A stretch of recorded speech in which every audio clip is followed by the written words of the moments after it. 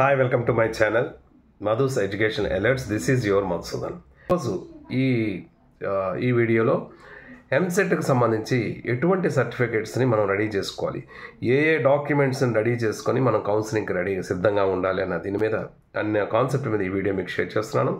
ఎవరైనా ఫస్ట్ టైంగా నా ఛానల్ చూసినట్టయితే ప్లీజ్ సబ్స్క్రైబ్ మై ఛానల్. ఇక విషయంలోకి వెళ్దాం. ఎంసెట్ కౌన్సిలింగ్ అనేది చాలా ఇంపార్టెంట్ స్టేజ్.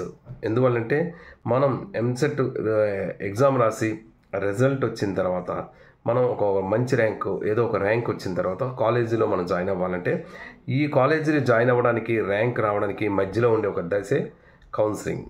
ఈ కౌన్సిలింగ్లో సర్టిఫికేట్ వెరిఫికేషన్స్ అనేది ఒక మెయిన్ పార్ట్. ఈ సర్టిఫికేట్ వెరిఫికేషన్స్ అప్పుడు ప్రతి సర్టిఫికేట్ డాక్యుమెంట్ ప్రూఫ్తో సహా మనం చూపించగలగాలి. అక్కడ ఏదైనా ఒక సర్టిఫికేట్ని కానీ మనం సరిగా మనం ప్రజెంట్ చేయలేకపోయినా, డాక్యుమెంట్ ప్రూఫ్ని చేయలేకపోయినా మన వెరిఫికేషన్ అనేది సగంలో ఆగిపోతుంది. దీనివల్ల మీ జాయినింగ్ కూడా కొంత ఇబ్బంది జరిగే అవకాశం వస్తుంది. బట్ అంతేకాకుండా ఫీజు స్ట్రక్చర్ దగ్గర కానీ ఫీ రియంబర్స్మెంట్ మీకు ఎలిజిబిలిటీ ఉన్నా దానికి కూడా సరైన ప్రూఫ్ మీరు చూపించలేకపోయినా మీకు డెఫినెట్గా అది ఒక ప్రాబ్లంగా క్రియేట్ చేస్తుంది.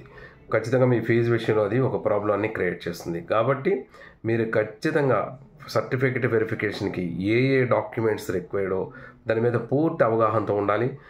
కంప్లీట్గా ఏ సర్టిఫికేట్స్ రెడీ చేయాలనేది మనం ఒక్కసారి చూద్దాం. ఇప్పుడు నేను చెప్పబోయే సర్టిఫికేట్స్ అన్నీ కూడా 2-3 సెట్స్ జిరాక్స్ తీసుకొని మీరు ఉంచుకోండి.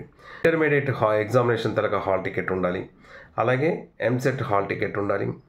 నెక్స్ట్ దీంతోపాటు ఒక ఐడి ప్రూఫ్ అంటే మీకు ఆధార్ కానీ లేదా ఒక పాన్ కార్డ్ కానీ, మీకు ఏ ఐడి ప్రూఫ్ ఉంటే ఐడి ప్రూఫ్ని, మూడవది ఐడి ప్రూఫ్ ఉంచుకోవాలి.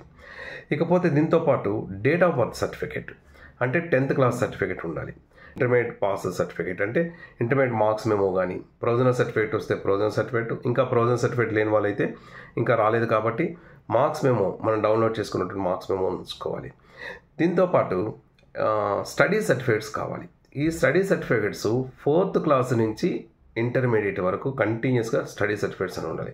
మీరు ఏ స్కూల్స్లో చదివినా, ఏ ప్రాంతాల్లో మీరు స్కూల్ స్టడీస్ చదివినా అన్ని స్కూల్స్ నుంచి కూడా స్టడీ సర్టిఫికేట్స్ గ్యాదర్ చేసుకొని 4th క్లాస్ నుంచి మీరు 12th క్లాస్ వరకు కూడా ఇక్కడ స్టడీ సర్టిఫికేట్స్ ఉంచుకోవాలి. ఇలా ఉంచుకోవడం వల్ల ఏంటంటే మీరు లోకల్ కేటగిరీ కింద అది రికగ్నేషన్ అవుతుంది. కౌన్సిలింగ్లో క్లియర్గా మెన్షన్ చేస్తాడు. కౌన్సిలింగ్ ఇచ్చేటప్పుడు సర్టిఫికేట్స్ ఎక్కడి నుంచి ఏవి కావాలని క్లియర్గా మెన్షన్ చేస్తారు కాబట్టి దాని ప్రకారం ఫాలో అవ్వచ్చు. జనరల్గా అయితే మాత్రం 6th నుంచి ఉంటుంది, బట్ ఎనీ 4th నుంచి కూడా తీసుకోవడానికి ట్రై చేయండి.